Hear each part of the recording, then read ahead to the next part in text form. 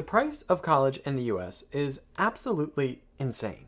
According to the 2022 report by College Board, the average cost for a public college in state is just under $11,000 a year. Out of state, that goes up to $28,000 a year. And at a private college, it's right around $40,000 a year. That means we're talking about $160,000 over 4 years. Recently I made a video about is a theology degree worth it? And as my sweatshirt says, I'm a theology nerd and I loved getting my theology degree. But in that video, I explore the fact that it's not necessarily the most accessible thing for everyone. Now, there's a lot of other more affordable alternatives, which I talked about in that video, such as going to school online. In fact, the sponsor of this video, christianministryedu.org, is a one-stop shop for all the information you need about Christian degrees, and they can help pair you up with great online degrees. But another option that you can look at is just simply reading the books. Now, in my personal opinion, does this give you the same education as going to school in person and having those discussions with your peers and with your professors? No.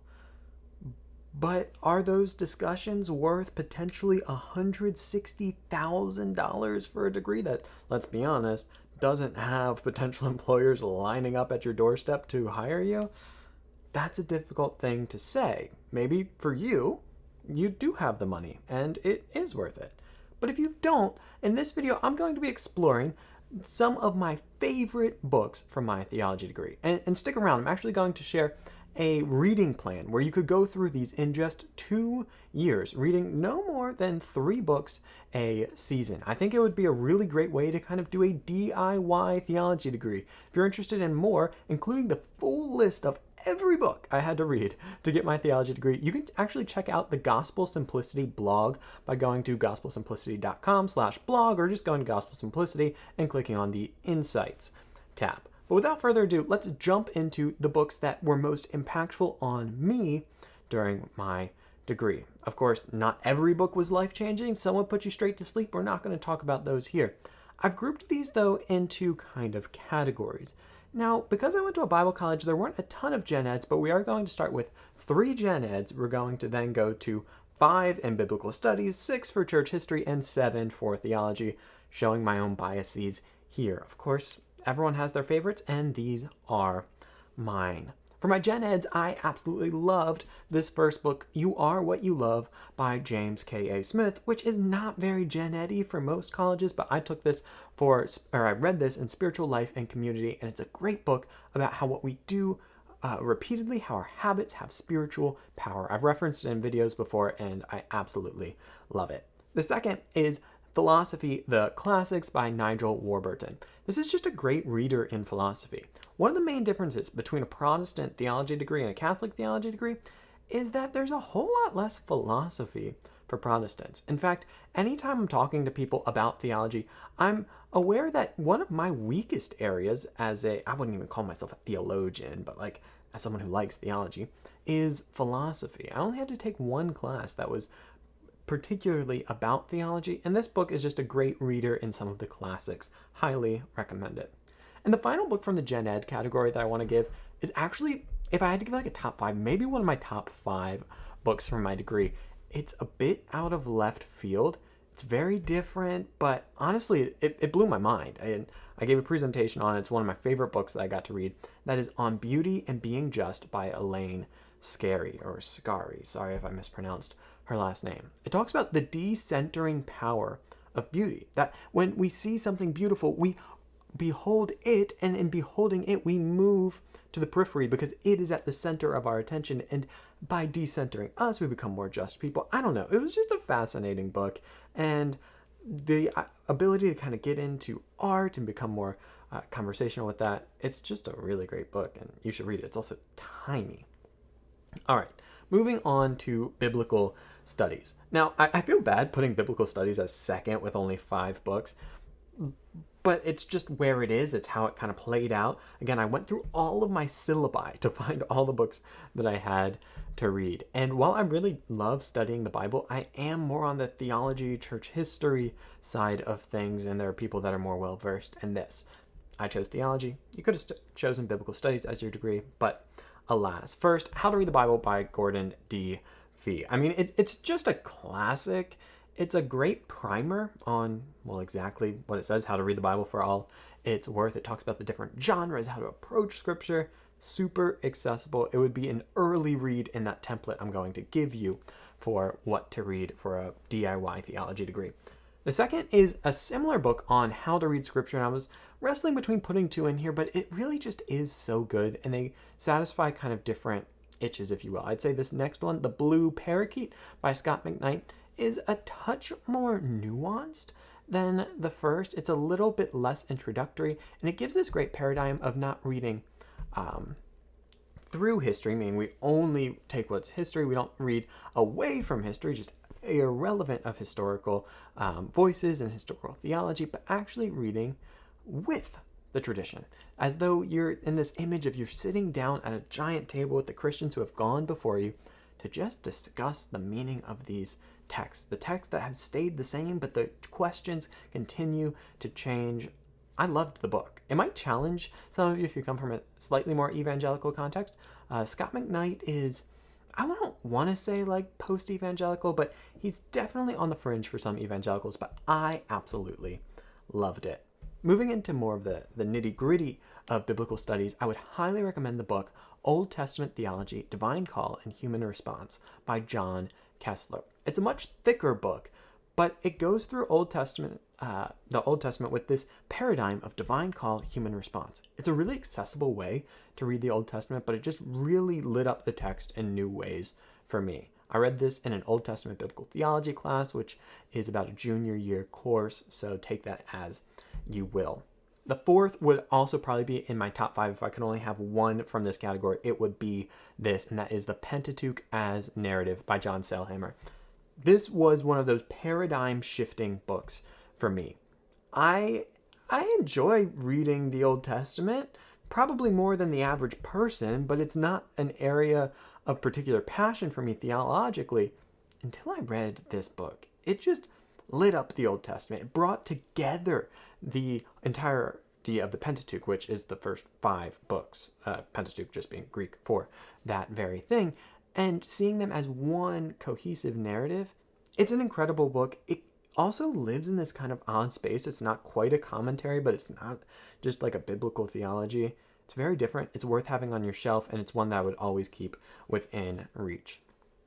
And then the last one from this category, it technically came from a class that was under biblical studies. You could file it in church history, though it's not really the church, but this is An Introduction to Early Judaism by James C. Vanderkamp. He's particularly strong, and this is what the book is about, in what we would call kind of that intertestamental period, or in that Second Temple Judaism that gets so much interest from scholars today. It's such a booming field, and he's an authority in this area that just gives you a primer on some of the texts and some of the events of this period. It is very textually based, but it's a fantastic book, and if you want to dive in to Second Temple Judaism and don't know where to start, James C. Vanderkamp is your guy. All right, moving on to one of my favorite categories. It got snubbed only by 1 with 6 rather than 7 books, though technically it's kind of 7, but volume 1, volume 2 of a book, I count it as 1. And that book is The Story of Christianity by Justo Gonzalez. He is a great church historian, in my opinion. He is a Protestant, take that for what you will, but he has the story of Christianity from the very early church to the dawn of the Reformation. That's volume 1, and then he takes it from the Reformation to the present day in volume 2. The blue one is the first one, the red is the second one. You should read them together. That's how I put it in my reading plan. But it's just a really great overview of the history of the church. Little lacking in Eastern church history, and technically the class I read it in was church in Western cultures, so take that caveat, but really great book.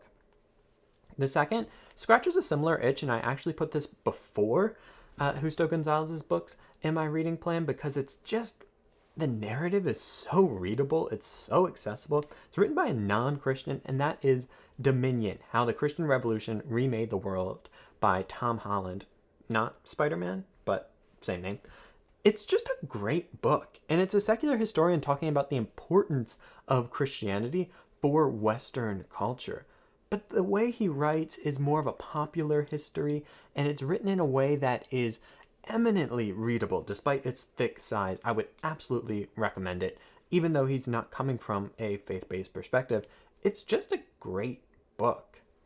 The third that I would recommend is The Story of Christian Theology by Roger Olson.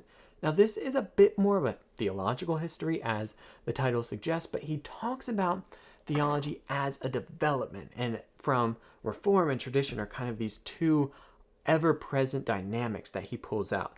You might disagree with that. He is a Baptist, and maybe some of that comes out in the way he writes. I think it does. But I think he tells the story well, and I think it's well written, so therefore I recommend it.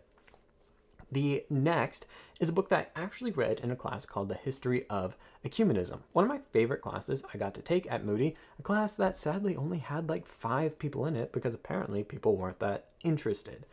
Alas, you all seem interested, and so here you are, and that book is simply The Ecumenical Councils of the Catholic Church by Joseph Kelly. Somewhat more of a reference work, though you can certainly read it cover to cover, which is what I did, and it just tells you the history of all the councils. Now, it's not so much digging deeply into the theology, but it's showing you how these councils came about and what is the historical context around them. I mean, these aren't things that just came out of nowhere. They didn't come down from heaven devoid of context, right? They were full of people who lived in times and places that in some ways colored how they thought. I'm not saying that makes them any less true or any less authoritative, but it does help us better understand the councils, in my opinion. This is coming from a Catholic perspective, and so he does hold to a certain view of the councils, and it is a longer list of councils than you would get in an Orthodox text with the same title. But alas, I thought it was a great read, and I'd highly recommend it. The next one is a little closer to biblical studies, but it is called In Stone and Story, Early Christianity in the Roman World by Bruce Longenecker.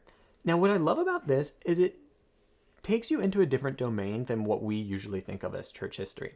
For many of us, we come to church history really from a theological place, and that's great, a theological or history of ideas perspective, and I love that, and that's where I'm most comfortable. But this is actually more of a historian's history in the sense of it's a material history. So it's actually looking at the material artifacts of Pompeii, but then how early Christianity would have fit into this. It's really fascinating. You're getting to study like graffiti in Vesuvian villages, and again, something very different, but causes you to flex a different historical muscle, which I think is something really important. And I wanted to include it to help you all become more well-rounded if you are just going to go through this reading plan again for your kind of do-it-yourself theology degree. So there you go. And then the last one I have on this list, it was tough. I took a class called History of American Protestantism. There was a lot of great texts in there. There were some by Mark Knoll, Douglas Sweeney. Those are kind of honorable mentions. But the one I included is called Jesus Made in America by Stephen Nichols. It's somewhat of a pessimistic read. I mean, he has a real love for the Puritans, and he does kind of have this sense of a fall from grace from their Christology to kind of the modern day. Maybe some of his comparisons aren't entirely fair, but I think it is fascinating to see how the popular conception of Jesus has changed in America. You have Jesus the businessman, Jesus the hippie, Jesus the self-help guru, right? There are all these different images of Jesus that have come about, or you even have the Victorian kind of era Jesus. And he traces how often Jesus looks a whole lot more like us than the person we read about in the New Testament. And it causes you to think about in what ways do you make Jesus in your own image. Really great read. I would highly recommend it. Now, my final category is, of course, my love for theology. I was a theology major. Got to give you 7 theology books. By the way, if you do like this sweatshirt, if you identify as a theology nerd, you can go to gospelsimplicity.com, click on apparel, you'll find it there. Subtle plug, over. Anyway, first book I want to include on this list was from a class I took called Theologian's Craft. And it was just a great class. It was about the art of doing theology. And theology is more than an academic discipline, but really as something that should be soul forming. And so this first book is called Theology as Discipleship by Keith L. Johnson. He ends the book with this picture of a theologian as one who does theology on his knees with an open Bible before him in the church with the voices of all of those throughout church history ringing in their ears. It's a picture I'll never forget, and it's a really aspirational picture for me of what it means to do theology well. It's theology for the church. It's theology rooted in Scripture and informed by the history of the church in a humble position to receive and to serve. I love that, so I had to include it in this list. Now, I might get some flack for this one, but you have to read it. It's obligatory, even if you don't necessarily agree, and I wouldn't agree with all of his stuff, but that would be The Institutes of the Christian Religion by John Calvin. One of the most impactful classes I took at Moody was a class on the life and theology of John Calvin. Really made me have a greater appreciation for Reformation theology, even though I don't agree with Calvin on everything. But I was able to see a depth there. It's really just lost in so many online polemics. I was able to look at the Reformation in a way that's just more nuanced than a lot of pop apologetics would have you look at it, and understand Calvin in his context and see what he was trying to accomplish. And if you're really interested in, comparing Protestantism and Catholicism or Orthodoxy, which so many of you are, it's only fair, I think, to read the Institutes. I mean, chances are you're going to be reading Aquinas, and you're going to be reading, say, the Cappadocians, or you're going to be reading any number of Orthodox thinkers. But so often, people kind of skip reading the best of Protestantism. This is something that Dr. Gavin Ortland harps on a ton on his channel, and I think for good reason. So if you're going to do really good comparative theology, you got to check it out. It's one of the books from my list for sure. Institutes of the Christian Religion by John Calvin. The next might be a surprise. Might be surprising to those of you all that know a little bit about Moody Bible Institute. It's kind of fundamentalist history, that this would be a required book for one of my classes, but it was in Historical Theology 1. And that was The Orthodox Way by Callistos Ware. It's just a great book. A lot of you have probably read it. If you're looking for kind of an introduction to Eastern Orthodoxy, I would recommend it. I know there's certain people that see Callistos Ware as kind of slightly left of center in terms of Orthodox thinking. I'm not the authority on that, but I thought it was fantastic. And I mean, he's one of the most famous Orthodox theologians of our time. So I would really recommend at least checking it out. It's super easy read too, really short. So definitely check it out. The next, again, might be a surprise in the same vein, but jumping from east to west, and that is The Meaning of Tradition by Yves Congar. He is a famous Catholic theologian of the 20th century, and this book really was incredible to me. History of Ecumenism was the class in which I read it, and it was just a very different view of tradition than I was accustomed to thinking about. Now, it's not necessarily a view of tradition that, say, maybe the Tridentine Council Fathers had in mind, right? Like, I'm not sure that at the Council of Trent they were thinking in the same way that Yves Congar was, but I do think it represents more so how the Catholic Church today conceives of tradition, at least in kind of the Pope Benedict variety, and the kind of post-Vatican II, but not crazy hyper-liberal post-Vatican II. If all of that's just gibberish to you, no worries at all. But I think it's a great book. If you're a Protestant, it'll probably, certainly challenge you. If it doesn't, probably not reading it right. You're probably not understanding the argument fully. And if you're Catholic, I think it'll maybe help you nuance your view of tradition a bit.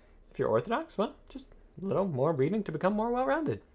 So, next book, only 3 left. That is Delighting in the Trinity by Michael Reeves. This would probably be on my top 10 list of theological books that I've ever read. And I think it's worth noting that though I'm listing 21 books here, and in the blog post I'm going to list all of the required reading, I read way more than this in my time there because you're reading so many excerpts, so many PDFs, but also just reading so much for outside research, for papers, and for my own enjoyment, right? It was a time in which I'm not married, didn't have a full-time job. All I wanted to do was be a nerd and read and talk to other nerds about nerdy books. But in any case, among all the books I've read about theology, Delighting in the Trinity is just one of the best. It's incredibly accessible, but also very deep. Something that's really difficult to do, to make something simple without being simplistic. Michael Reese does it. It's a masterpiece, and you simply have to check it out. Second to last, really should be last, because it probably was the single most impactful book, what is a book that was written by one of my Moody professors, and that is One with Christ. And it is a retrieval of Calvin's soteriology, but not just Calvin's, but a more patristic soteriology rooted in union with Christ. Fundamentally changed the way I think about salvation from something that's more extrinsic and transactional to something that is rooted in the incarnation and rooted in becoming one with Christ. I think it's a more patristic view.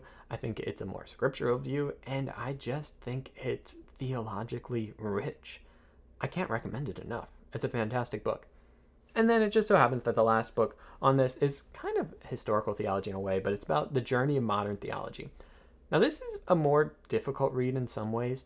It gets into the modern Protestant, but also Catholic theologians' kind of post-Enlightenment, and it gets into some pretty odd theology that if you're of a more conservative bent, no matter what tradition you come from, just probably isn't something that you read. A lot of people probably aren't reading the German theologians that really have shaped the academy in a lot of ways, but haven't maybe shaped popular piety as much. And it's just a great reader, a great introduction to really complex thought. Well, there you have it. 21 minutes in for 21 books. I had to talk fast. We had to move quickly, but I hope you enjoyed it. And a big shout out again to christianministryedu.org for sponsoring this video. If this sounds overwhelming, you want a little more structure, but not all the structure of going to a theological school in person, maybe online is right for you, and christianministryedu.org is the perfect place to learn more about the online Christian degrees that are out there.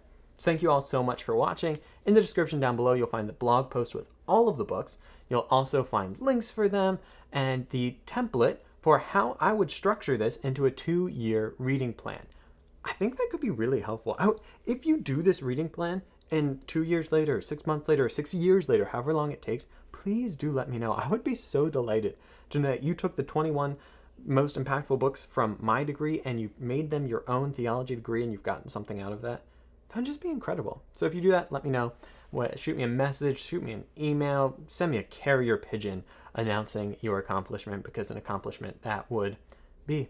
Well, thank you guys so much. If there is a book on here that you've read that's been impactful for you, leave a comment down below, or let me know what has been just the most impactful theological book in your journey. Well, as always, thank you guys so much for watching this. Thanks to my patrons who make this possible. And if you love reading books, well, pretty soon, if you're watching this soon after it comes out, we will be starting the newest round of Gospel Simplicity Inside Circle, the Gospel Simplicity patron-only book club, where we read through classical texts together. And it's just a whole lot of fun. You get to interact with people from different perspectives, read great theology. The first book we did was on the Cosmic Mystery of Jesus Christ by Maximus the Confessor, and the patrons are currently voting for the next one. So if you're interested in that, go to patreon.com/gospelsimplicity. It's probably enough plugs today. So until next time, be on the lookout for more videos. As always, go out and love God and love others, because truly, above all else, that will change the world.